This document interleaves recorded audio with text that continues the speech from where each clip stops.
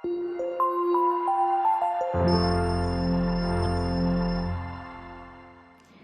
semuanya, semoga teman-teman dalam keadaan sehat dimanapun kalian berada.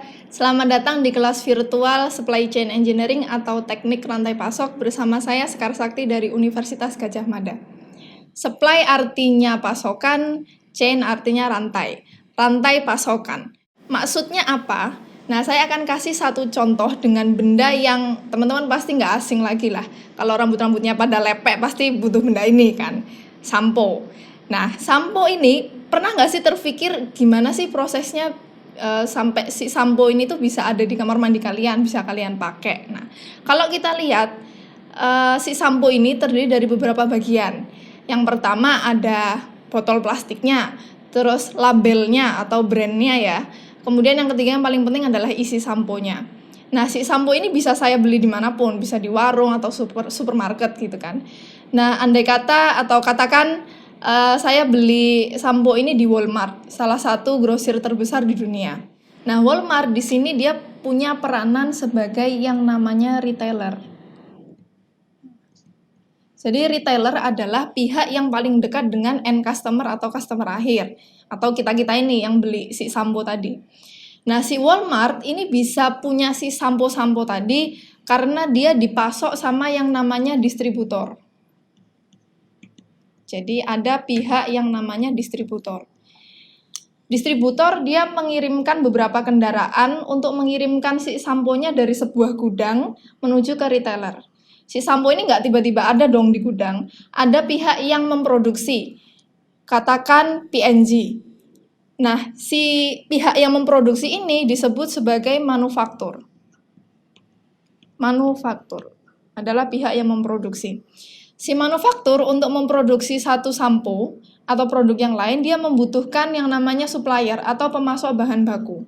Seperti yang tadi kita tahu ya, ada bagian plastiknya untuk botolnya, terus labelnya dan juga isinya. Jadi ada beberapa supplier yang memasok bahan baku untuk si P&G. Ada supplier plastik, kemudian ada supplier packaging, jadi untuk labelnya, supplier packaging, dan juga isinya. Katakan perusahaan kimia ya. Untuk perusahaan kimia, dia mensuplai isian sampo. Nah, supplier-supplier ini bisa jadi mereka membutuhkan supplier lagi sebelumnya. Contohnya supplier packaging dia membutuhkan supply atau bahan baku kertas. Jadi di sini akan ada supplier kertas yang akan memasok kertas untuk si supplier packaging. Nah, dari sini kita bisa melihat nih, adanya aliran produk dari supplier atau bisa kita bilang hulu sampai ke end customer kita-kita ini atau kita bisa sebut hilir. Nah, inilah yang kita sebut sebagai rantai pasok. Jadi, rantai pasok atau supply chain adalah aliran produk dari hulu sampai ke hilir atau dari supplier sampai ke end customer. Yang namanya rantai, kalau putus, ya nggak nyambung. Jadi gimana ceritanya supaya pihak-pihak yang terlibat di rantai ini bisa merancang rantai pasok dengan baik. Bisa membuat rantai-rantai setiap stage ini terhubung dengan baik. Sehingga setiap pihak yang bermain di dalam rantai pasok ini membutuhkan metode, tools, atau teknik untuk bisa merancang jaringan rantai pasok yang baik. Itulah yang akan kita pelajari di mata kuliah teknik rantai pasok ini. Jadi di akhir mata kuliah ini teman-teman nanti bisa mempunyai skill atau kemampuan untuk menggunakan tools-tools yang akan kita pelajari untuk merancang jaringan rantai pasok yang optimal. Nah, mata kuliah ini secara garis besar akan terdiri dari 4 bagian. Yang pertama adalah pembukaan atau pendahuluan ya, apa itu supply chain yang kita laksanakan hari ini. Kemudian yang kedua adalah bagaimana mengukur performa supply chain dan juga bagaimana strategi yang tepat untuk memilih atau merancang jaringan rantai pasok yang optimal. Kemudian yang ketiga adalah bagaimana membuat jaringan supply chain itu sendiri, dan yang keempat adalah kita berbicara soal koordinasi di dalam supply chain. Untuk penilaiannya seperti biasa akan ada tugas dan juga ujian tengah semester dan ujian akhir semester. Kemudian buku referensi yang saya pakai utamanya ada 3, Chopra, Johnson, dan juga Simchi Levy. Jadi teman-teman udah ada gambaran ya apa itu rantai pasok, aliran produk dari hulu sampai ke hilir. Nah, tetapi di dalam rantai pasok tidak hanya ada aliran produk. Nah, ini kalau kita bisa gambarkan, kan sesuai ilustrasi tadi akan ada aliran produk dari supplier ke manufaktur, manufaktur ke distributor, distributor ke retailer, dan retailer ke customer akhir. Selain aliran produk, ada yang namanya aliran informasi. Jadi alirannya ini timbal balik setiap stage. Dan juga aliran apa kira-kira? Aliran uang. Aliran uang. Saya gambarkan dengan U ya. Nah, aliran informasi ini adalah aliran yang paling krusial untuk perusahaan karena karena informasi yang akan menentukan perusahaan itu mampu menyediakan produknya tepat waktu, tepat lokasi, location ya, dan juga tepat jumlah. Jadi jumlahnya sesuai yang diminta sama konsumen.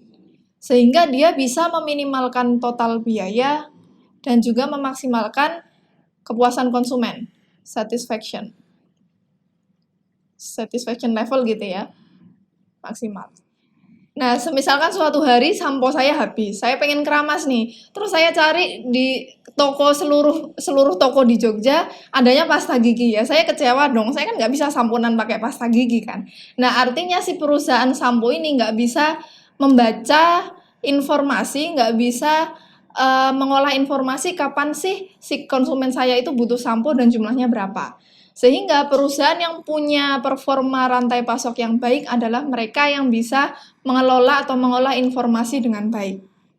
Nah, bagaimana perusahaan bisa punya performa rantai pasok yang baik? Sebuah perusahaan perlu menentukan strategi rantai pasoknya atau bisa kita sebut supply chain strategy. Nah, di sini kita punya dua tipe strategi. Yang pertama adalah strategi efisien,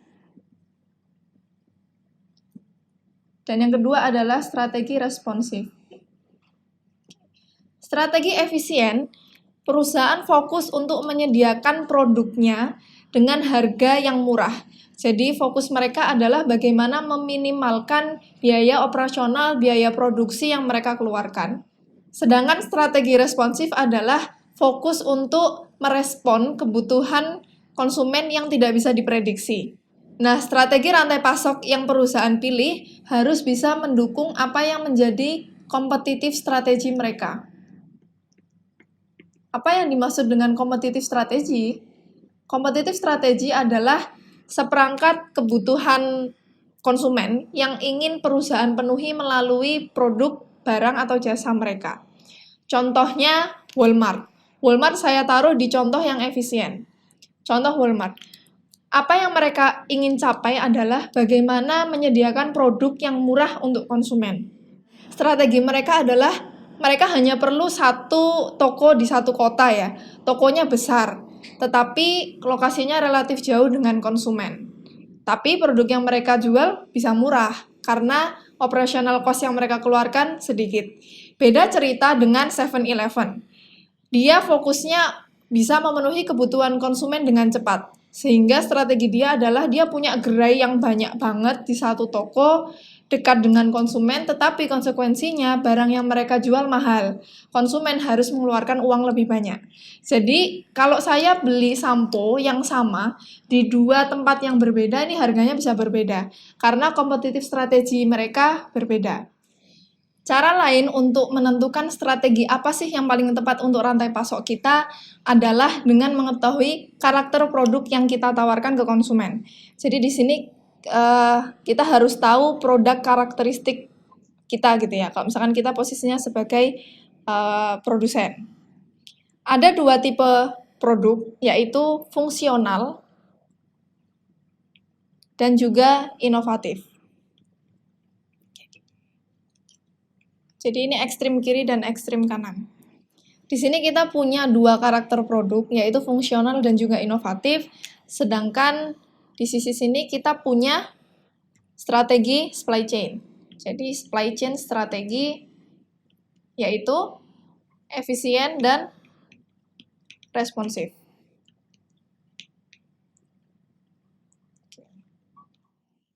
Kemudian di sini saya punya area untuk menunjukkan produk mana lebih tepat menggunakan strategi yang mana. Nah, produk fungsional adalah produk-produk yang punya konfigurasi standar, sering kita butuhkan sehari-hari. Contohnya bumbu dapur, alat masak, alat rumah tangga, kemudian alat tulis, alat kebersihan seperti sabun tadi, dan seterusnya. Karena kita membutuhkan barang itu sehari-hari, jadi kita bisa menemukannya dengan mudah di swalayan, di supermarket, dan seterusnya.